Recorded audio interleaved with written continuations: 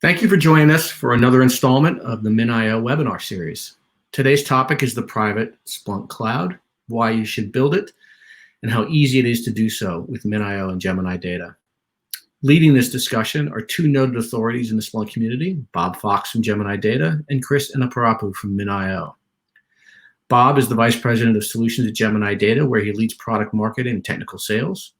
He's held a number of solution architecture roles in his career and was an early Splunk employee, spending almost 7 years in the company in sales engineering and technical enablement. He holds a BA from Ithaca College, where he studied computer science. Chris Inaparapu is the VP of Business Development and Strategic Partnerships at MinIO.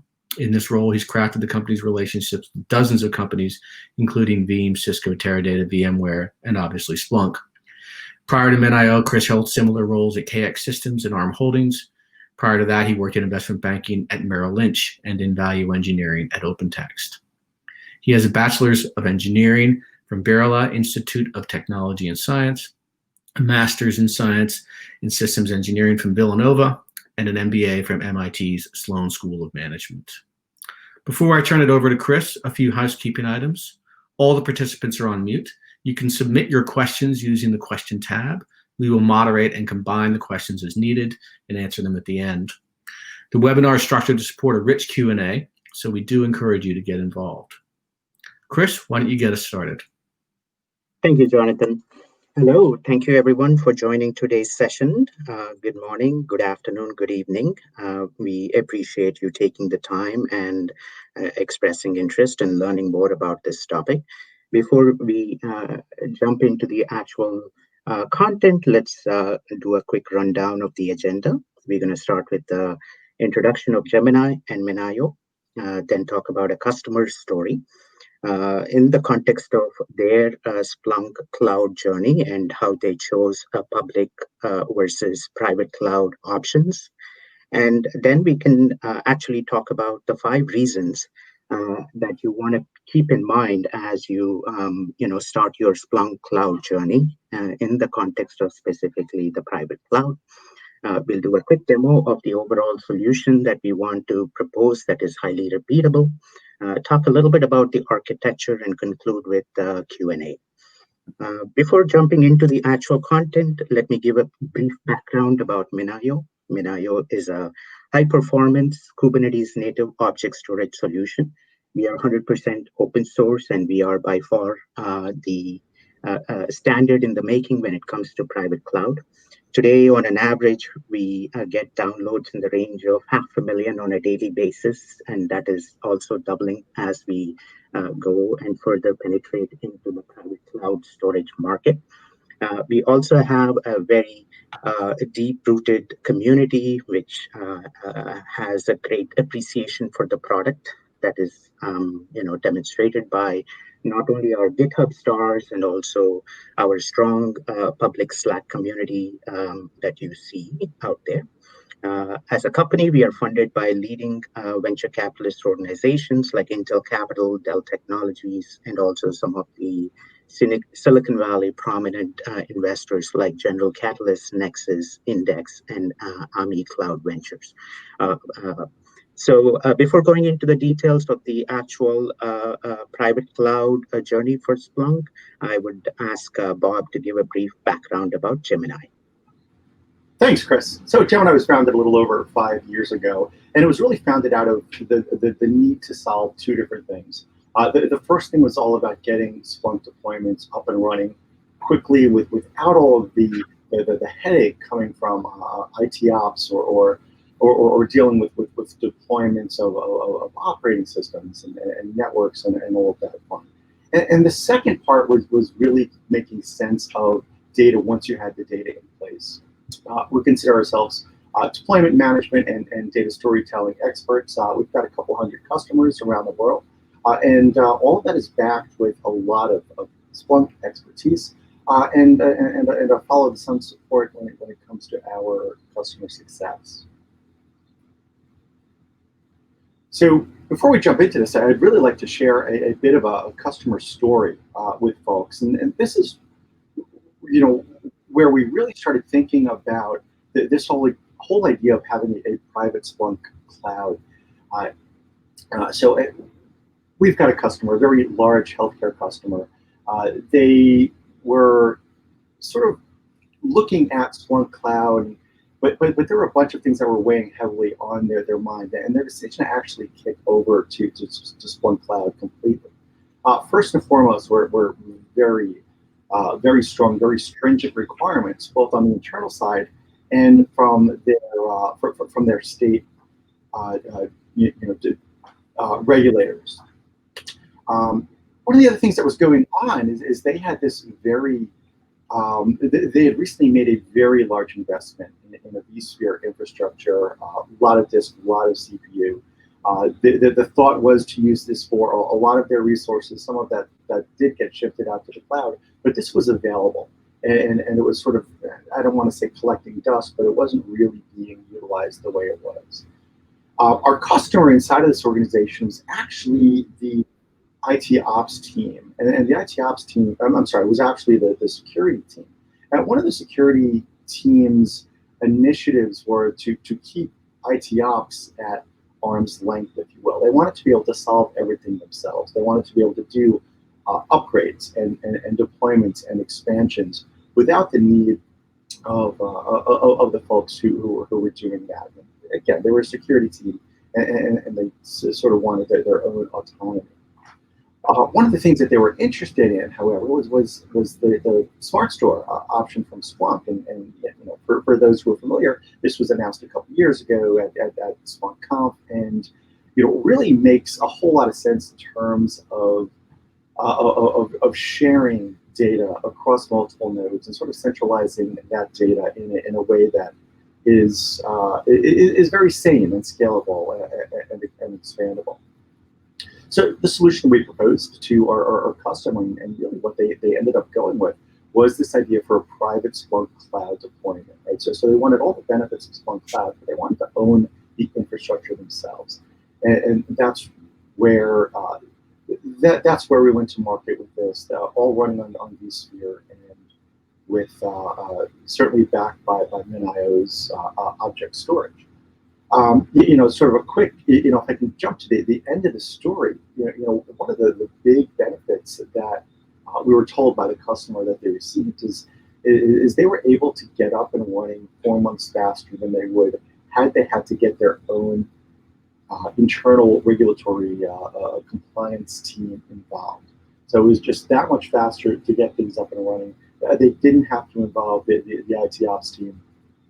Their storage costs went way down compared to what they were planning on, or what they had sort of expected to spend on that. And, coming from the InfoSec team, they were very familiar with this idea of an appliance model. So sort of this lockdown operating system, everything sort of you need to run, point and click, not having to deal so much with the Linux or the operating system point of view.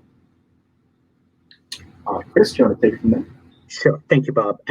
So what Bob explained is a typical, scenario that a customer goes through when they are thinking about Splunk Cloud initiatives.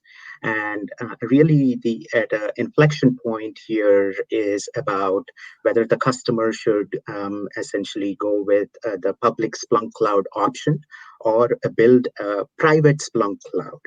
And what we want to focus on in the next couple of minutes here is lay out all the key reasons that customers should think about as they are thinking about their Splunk Cloud journey, and really put hard thoughts into the benefits of private Splunk Cloud when compared to the alternate options out there. As we go into the details, we are going to touch on primarily 5 key reasons, starting with economics, security, compliance, performance, scale, and manageability. Let's start with economics argument right now. So when customers are thinking about Splunk Cloud initiatives, obviously the key thing that you want to keep in mind is the economics for the overall initiative, as far as the investment that is required to go through that transformation. As you think about private cloud option, The following reasons are extremely compelling from an economic standpoint. First and foremost, with a private Splunk Cloud option, customers would be able to reduce their ongoing Splunk as well as the underlying data infrastructure costs, especially in comparison with what they would incur on the public cloud. We have noticed that customers are able to reduce up to 70% of their costs on the public cloud storage side, especially in the context of AWS S3. Second reason within this broader topic is reuse. As you think about migration from your traditional Splunk infrastructure and architecture to a private cloud instance of Splunk, you can reuse your existing infrastructure to get benefits out of the investments that you already made on the hardware front. It's not just that. The third reason is even more compelling, where customers can better streamline their day-to-day operations when it comes to Splunk application management as well as the infrastructure management. This is a benefit that is further augmented using Gemini's capabilities that we will see during the demo shortly. And last but not the least, you as a customer could also eliminate ongoing any costs related to data access. This is specifically related to the part where if your data related to Splunk is actually on public cloud, every time you read, write, delete, or replicate the data, there are hidden costs involved that need to be also taken into account. So on the whole, reduce, reuse, streamline, and eliminate are the key underlying drivers for the economics related argument when it comes to your Splunk private cloud initiative. The next reason is enhanced security and compliance. So especially in the context of regulated industries, very similar to the customer example that we just talked about, there is a sense of not only just having the convenience of cloud native services, but also it comes with the requirement of having a better control of your infrastructure. And that is exactly what private Splunk Cloud would give you. It not only gives you the benefit of having infrastructure within your control, but if you want to have superior and further enhanced encryption capabilities, that is something that you could also control and implement within your deployments a lot more effectively.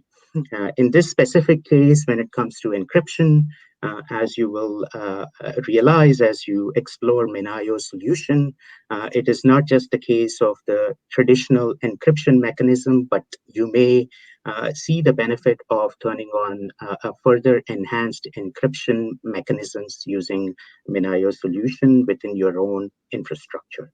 And last but not the least, it's all about ability to manage the information lifecycle activities within the context of your Splunk operations. Here's where it's not just the ability to put retention holds and be able to assure yourself that the data is always protected and safe, but you also want to make sure that the practices that the solution brings is in alliance with your industry-specific regulations. Here's where a solution from MinIO that we are talking about today is not only a capability that confirms with the public cloud storage solutions when it comes to data rights and putting retention holds and whatnot, but we also have been recently assessed by a third party who confirms our compliance with advanced regulations in industries like financial services. The next area that is extremely important as you think about this journey is performance.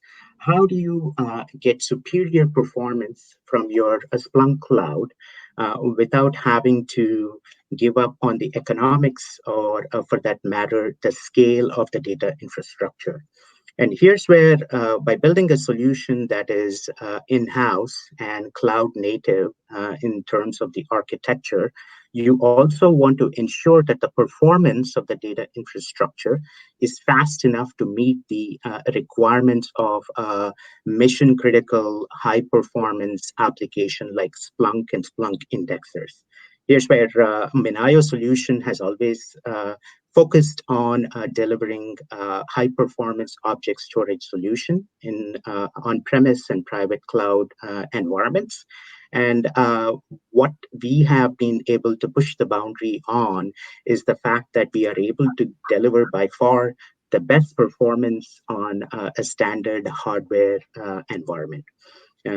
What essentially you want to think about in this process is how can I ensure my Splunk ongoing applications are performing better, or if not the same way as it used to, as you move from the traditional architecture to the private cloud architecture.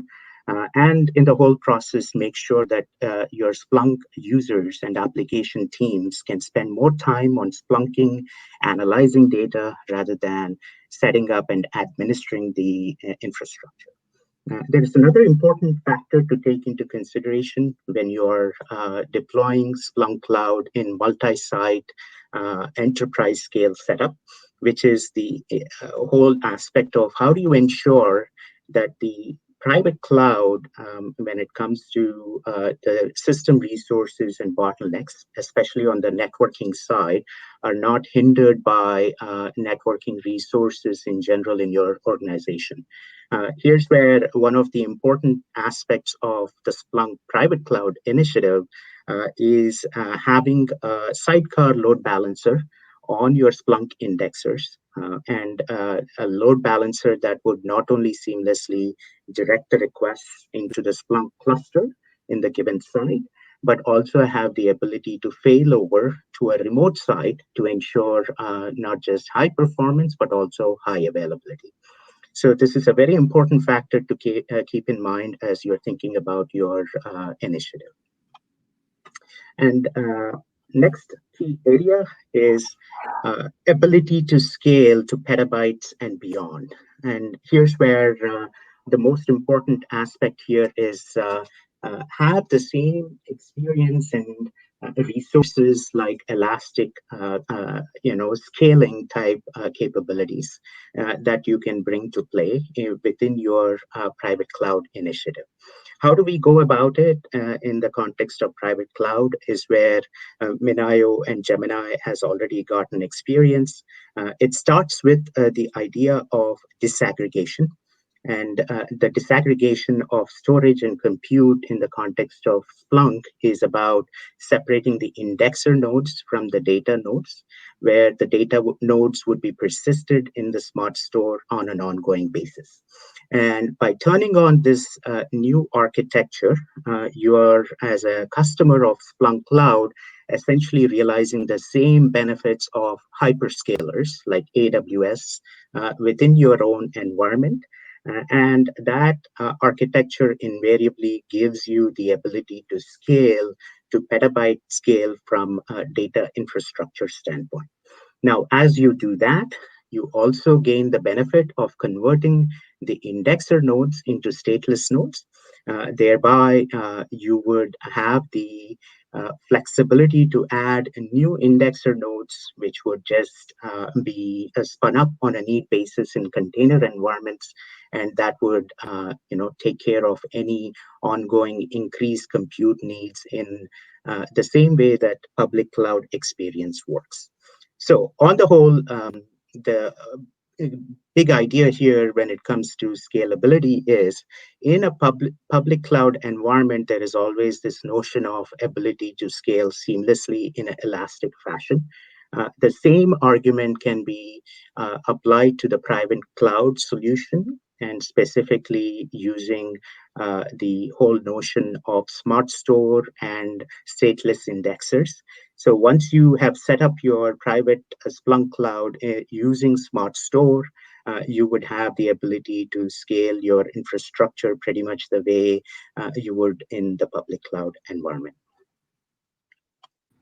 The next topic is about manageability. Bob, do you want to talk about this?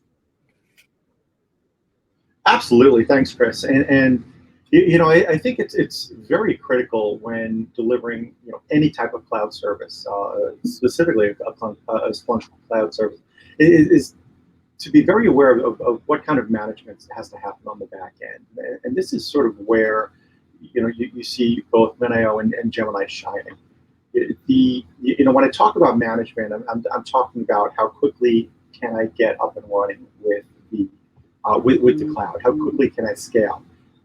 How fast can I be responsive to things like dealing with patches or upgrades, and am I doing them all in the right manner? So again, looking at the manageability of this is sort of for anybody who's delivering the service, this is critical. This is key. What you'll see from the joint solution here, a lot of API-based infrastructure architecture, right? So very flexible and very quick. One of the things that we all strive for here is actually a very low learning curve, right? We're talking about a very complex deployment, and with a lot of moving parts and a fair amount of sort of knowledge needed to get everything right. But that's what we're delivering, right? We're delivering the management to sort of make all of that go away. I would be remiss if I wasn't talking about being able to scale your this Splunk architecture, this Splunk Cloud, beyond data centers, and sort of have a that whole idea of cross-site active replication and all of the traditional data store type of abilities going forward. So really good on the management side. But I guess sort of the proof's in the pudding. So what I want to do is actually show you how quickly we can set up a As mentioned, Gemini Manage is a platform for the simplified deployment of Splunk, MinIO, and several other technologies. Just to keep this demo efficient, I went and installed 5 Gemini nodes on our local vSphere server. Now, it's important to realize that these nodes could be installed anywhere, any public cloud, any private cloud, hardware, virtual, really anywhere you want. And they don't need to all be in the same data center. We can have these nodes spread out across clouds and make a true hybrid deployment. Once the nodes have been discovered by Gemini, we can enter this cluster view, which not only gives me a detail of the specific node names, but also allows me to quickly see CPU utilization, disk, memory utilization on each of the individual nodes. Now we'll pop back up to Gemini's main screen, and we'll go and we'll activate the Splunk Deployment Manager. The Splunk Environment Manager lets me create clusters. We're going to go and create an index cluster on this side, but I could also do the same for a search head cluster or a cluster of independent stream forwarders. Once I define the site, and Gemini will work in a multi-site mode, I'll go and I will upload the latest version of Splunk. So it's important to mention here that the Gemini software will work with any version of Splunk since Splunk 7. So if you do have a specific version or release number that you're using internally, we happily support that. It's also important to know that we are using the absolute pure Splunk binary right from the Splunk website, so there's no changes to the binary. Everything is as vanilla as possible. So again, we're going to do an indexer cluster here. I am going to put a shared secret in there, and we'll organize the nodes. So I'm going to choose 4 of these Gemini nodes and have them come together as a cluster master and 3 indexer nodes. I can add these to the cluster we defined before. I click on locate, And there's only one thing left to do, which is assign the individual nodes or the group of nodes, as we'll do here, to a specific site. We only set up one site. We only have one site current, so we'll just add that and we'll hit deploy. So what's happening now in the background is each of those nodes are getting configured. We're getting Splunk deployed. All of the SSH keys are being traded. And everything will be set up to use as soon as this is done. We know this is going to run for a couple of minutes, so we're going to run over to the node that we haven't put anything on yet, and that's going to be our MinIO node.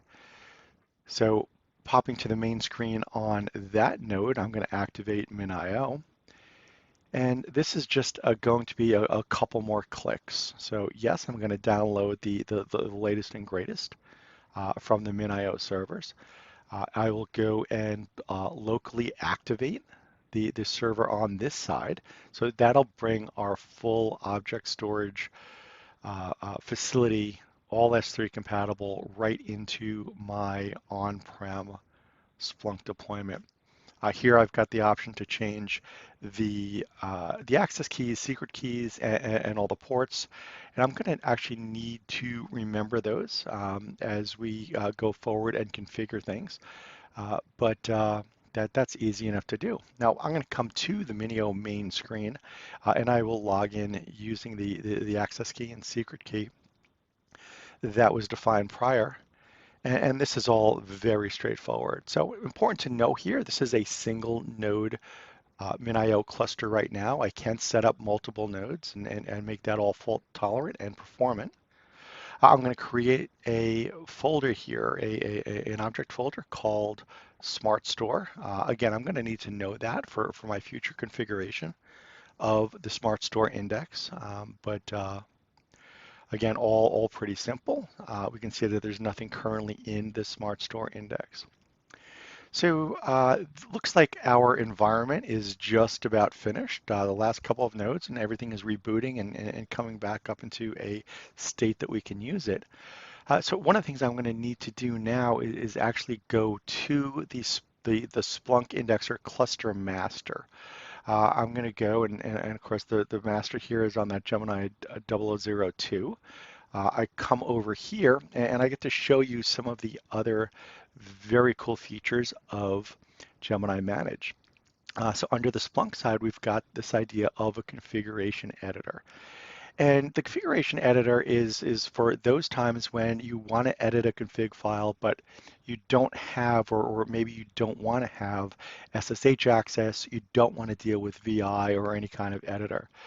Because we're putting this on the cluster master, I'm going to add a folder under master apps cluster, and we're just going to create a file called indexes.conf. Again, everything's all point and click here. Really could not be easier.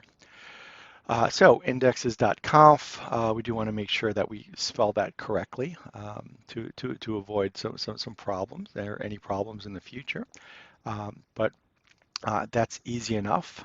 We'll come into indexes.conf and what you're seeing here is I'm really doing a manual configuration for indexes on this node. Ultimately, this will all be tied into the managed deployment. So the MinIO experience will be very straightforward to deploy as well. One thing I need to change here is the target is the endpoint for where that MinIO server is going to be. So let me pop that IP address in there. Everything else here looks good. I'm going to save this file. And I'll pop back over to my Splunk daemon page. And here I'll be able to restart Splunk. So super easy, no command line, everything's all point and click, and I can just run through there. Now, one of the things I'm doing in the background, just to be completely honest here, is I am going to force some data into that index. I'm not going to bore you with that as part of this demo, but as soon as we're done clicking here, we're going to do that in the background. So we're still on the master here. Now Splunk has started and everything should be deployed and configured. So we've got a shortcut here to Splunk Web. I'm going to jump into Splunk Web, and in particular, the management console. So a couple things I want to see here in the management console. Number one is, hey, here's the cluster we set up. So 4 indexers, 1 search head, 1 cluster master. So everything looks good. Lots of green on there. That's awesome. We can take a look at the indexer clustering over here in Management Console and be happy that our indexes are set up. Everything is replicating. It looks like we are in good shape as far as the cluster goes. So there's not a lot of data in that SS demo index, which is the one that we just created for SmartStore. If I go into the SmartStore section of Management Console, I can actually see that SmartStore is running as well. So everything is running on the back end of that index. We're not seeing a lot of data coming from SmartStore yet. That'll happen as we put more data into the system. But the quick thing to notice here is that everything is working and it looks like everything's up and running. We can further prove that by going back to our MinIO browser, and we see now under the SmartStore directory, we have the cluster name. So SS demo index is there. I can follow that tree down and sort of see that, yep, Splunk is actually dropping data files out over there, and we're all set up. We aren't done setting up SmartStore, right? So there's a lot of things that we still want to do with this, and we can use Gemini for a lot of it, but I'm going to want to set up a couple of more MinIO nodes. I'm going to want to do that both for performance and for availability of that data. As I mentioned before, we're bringing all of that configuration into this this setup, the way that you're seeing setup right now. That'll all be available in a future version of Gemini Manage. So I really want to just take a step back here and take a look what we did. We created a Splunk environment out of 5 empty Gemini nodes. We took those nodes, we set up an indexer cluster, we loaded Splunk, we set up all the configuration that we needed to. We set up MinIO and a object store, a local object store over there. Again, a couple clicks, all set up and running. We jumped back into Gemini for some final configuration steps around creating indexes and tying those all into SmartStore. And we showed everything working inside of Management Console. So again, still a couple things to be done. I would love to go and take the certain of the other Splunk services and such as a deployment server and the license manager. I would love to deploy a search head cluster. Again, we can do all of those inside of Gemini and very quickly. I mentioned before, I'd like to add a couple more MinIO nodes to make the object store just absolutely scream. But again, these things are all fairly straightforward. But what I have right now is a completely usable indexer cluster, and it looks like the whole process here was well under 15 minutes, and that includes me sort of talking through things. We'll continue the presentation now and show how this would all lay out in a real-world scenario.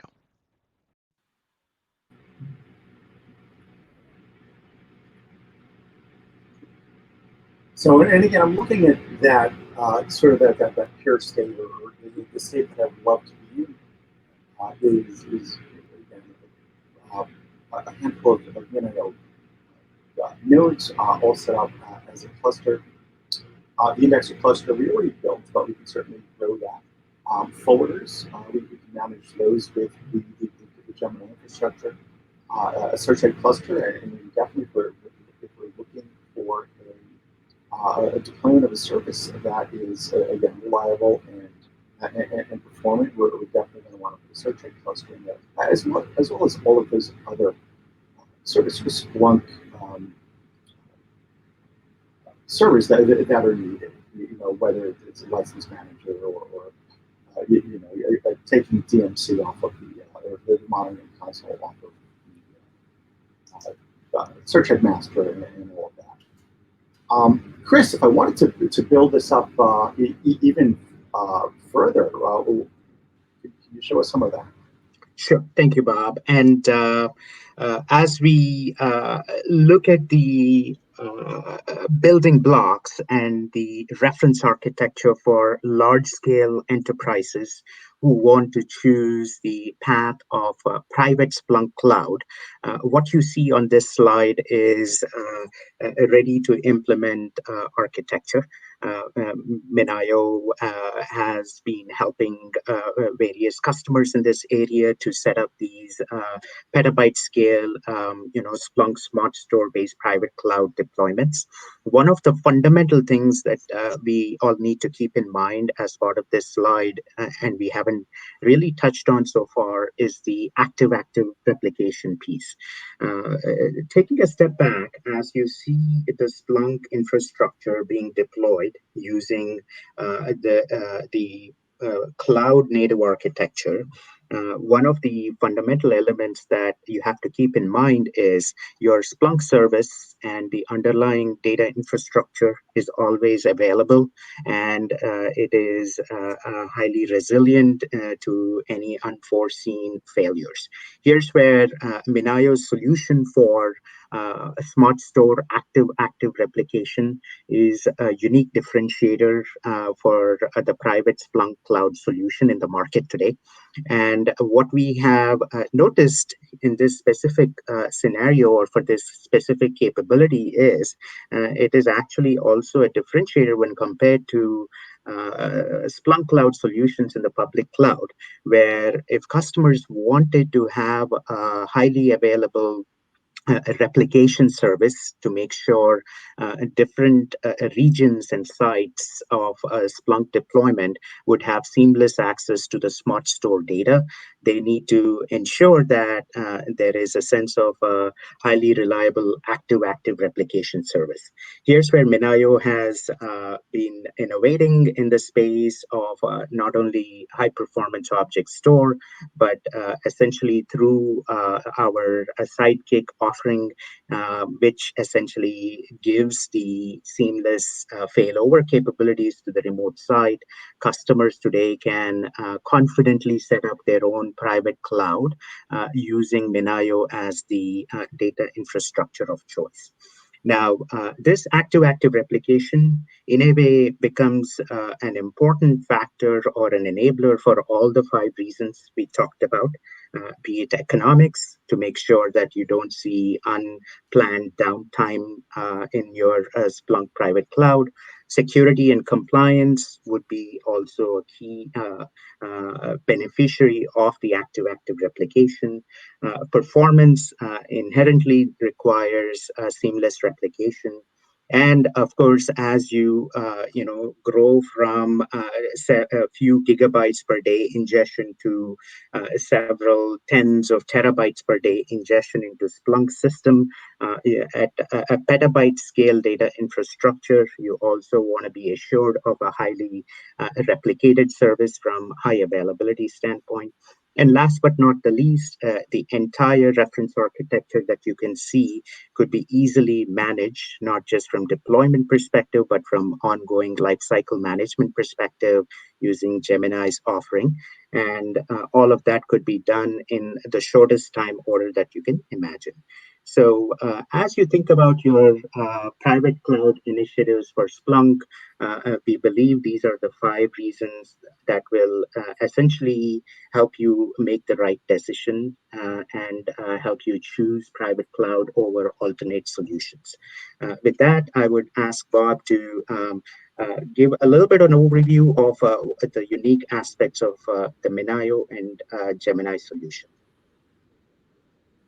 Yeah, thanks, Chris. And I think the big thing that our entire audience here should be comfortable with right now is that both Gemini and MinIO have a ton of experience doing this. MinIO on the software-defined object storage side, Gemini on the Splunk, I think most of the Gemini folks have close to 10 years experience running Splunk and running, deploying, and sort of building things on top of it. The fact that this is all software defined and we really have a lot of control over deployments and scaling and just being able to get things done with and again, I keep going back to this, but without a lot of the IT ops involvement is a huge benefit for a whole lot of customers. We try to keep things simple. I think one of the things that we've noticed with the simplicity, is we get people to stop dealing with infrastructure and get to Splunking, right? You can actually get in there and start using the data. Again, with the customer story that I mentioned this morning or earlier on, this is designed very much for compliance-sensitive environments, right? So for those folks who, for whatever reason, can't or don't want to go into a public cloud scenario or give up control over the actual stewardship of the data, including all of that log data, this is something that works incredibly well and has for a whole bunch of customers.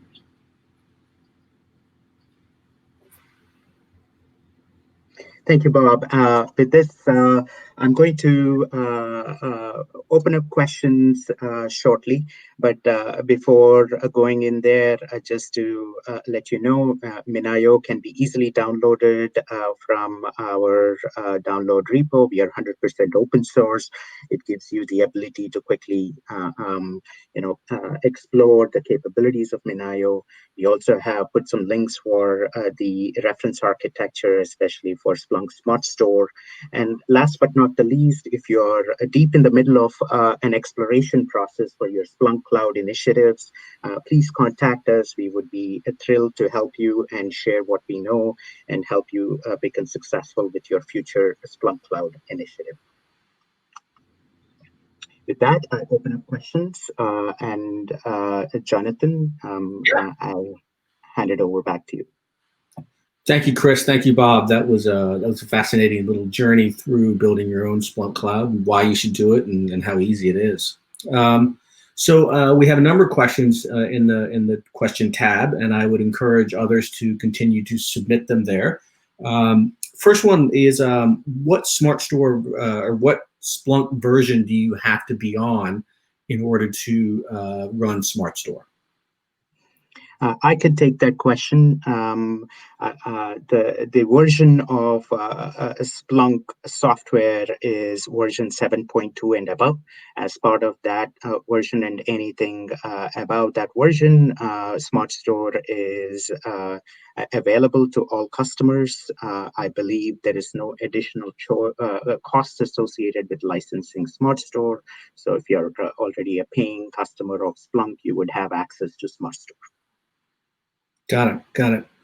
And this one may be for, I guess, both of you. But how is the solution licensed? Maybe Bob, you start, and then Chris, you come next. Yeah, and thanks. It's a very common question. So all of Gemini software and specifically the node-based deployments are all licensed on a node per year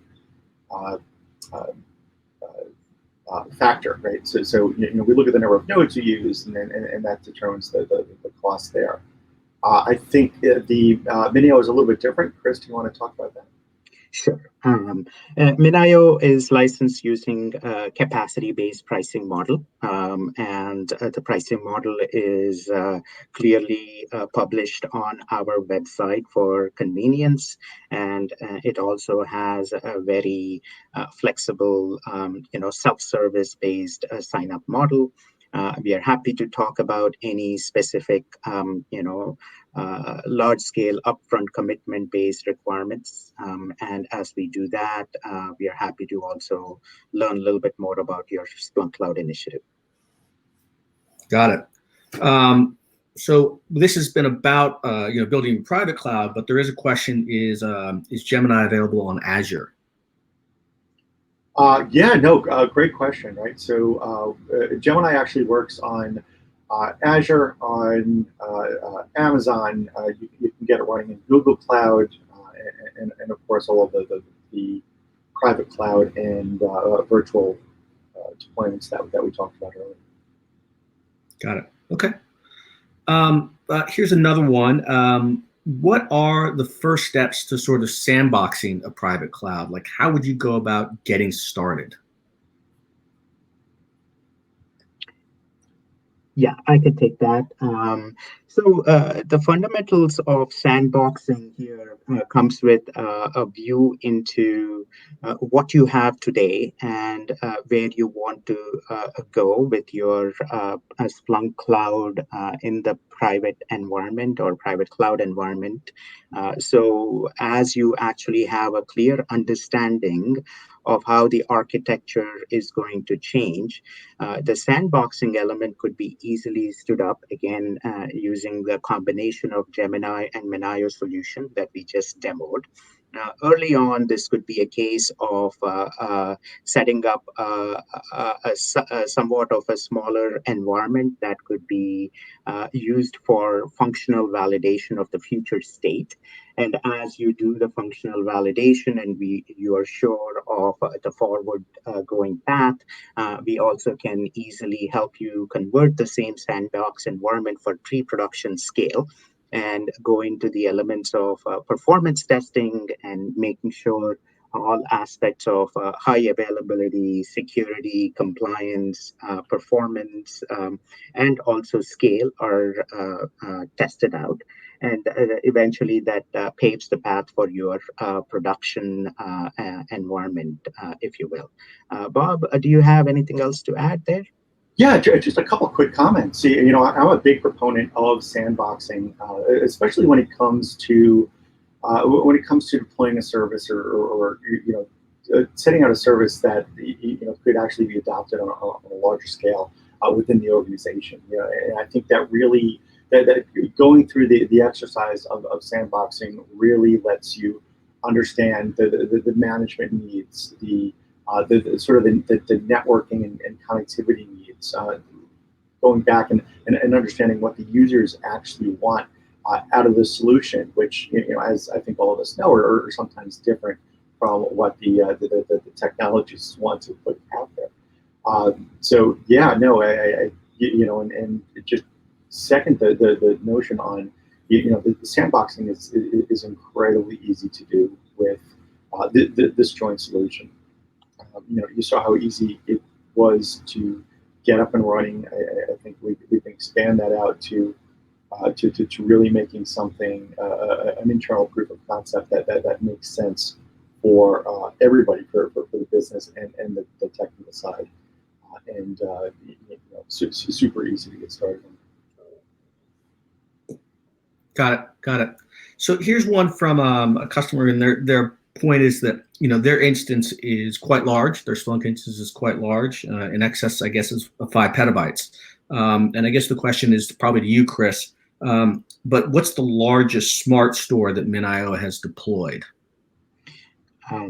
Yeah, it happens that we have been fortunate to work on exciting projects in the SmartStore very early on. The largest SmartStore deployment that we are aware of is with the customer who has set up over an 80 petabyte cluster when it comes to their in-house private cloud for Splunk. And by far, we have noticed that this could be also one of the largest SmartStore deployments under the planet. Okay. Follow-up question, can you share who that is? That would be Box, and we have also been closely working with many other customers who now are coming forward. But essentially, very early on, we had the opportunity to work with Box to repatriate data from public cloud and set up their private Splunk cloud. Got it. Okay. I think this looks like the last question, unless somebody wants to add one more in here. Is there a specific hardware that's required to make this happen on either the Gemini data side or the MinIO side? Bob, why don't you start, and then Chris, why don't you finish? Yeah, a great question. So the short answer is no specific hardware. I think what we like to say we support any hypervisor that's out there, and we do. So no specific hardware for folks who actually want to run Gemini in a server type of mode. We can actually provide information for hardware requirements if we're looking at individual boxes. Again, we typically work in the hypervisor mode, so it's pretty open on the compatibility. Thanks, Bob. And when it comes to MinIO, MinIO's reference architecture for hardware is extremely simple because it depends on standard storage server nodes when it comes to the basic building blocks. In terms of the make and the components of the hardware, it is truly a commodity hardware components that we bring together. And when we run the software-defined storage offering of MinIO on top of these commodity hardware nodes, using our unique architecture, we are able to provide the best performance. So honestly, in terms of the way the MinIO cluster can be set up, is pretty much the way hyperscalers would set up their own internal cloud native storage environments, where they procure highly economical, hardware building blocks in bulk. And by running MinIO on top of the standard hardware, they would have a self-hosted 100% S3 compatible object storage environment. And once you have this environment up and running, the ability and the flexibility, again, to run in any container environments out there, be it VMware and not just the traditional hypervisor architecture, but also given that MinIO is Kubernetes native solution, we could also run it on VMware Kubernetes or any upstream Kubernetes containerized solution. So once you have the basic hardware in place to store your data, MinIO's software-defined solution would make it very easy for customers to make the best use of that underlying standard hardware boxes and by far give the best performance out there in the market. Excellent. Excellent. Well, thank you very much. It was a delightful webinar, certainly very informative. And I think for the audience, please note that if you want to follow up, sales@min.io or contact@geminidata.com will get you to the right person, and you can kick off discussions. Once again, thank you very much. Look forward to having our next installment of the MinIO webinar series shortly. And we appreciate you joining us today.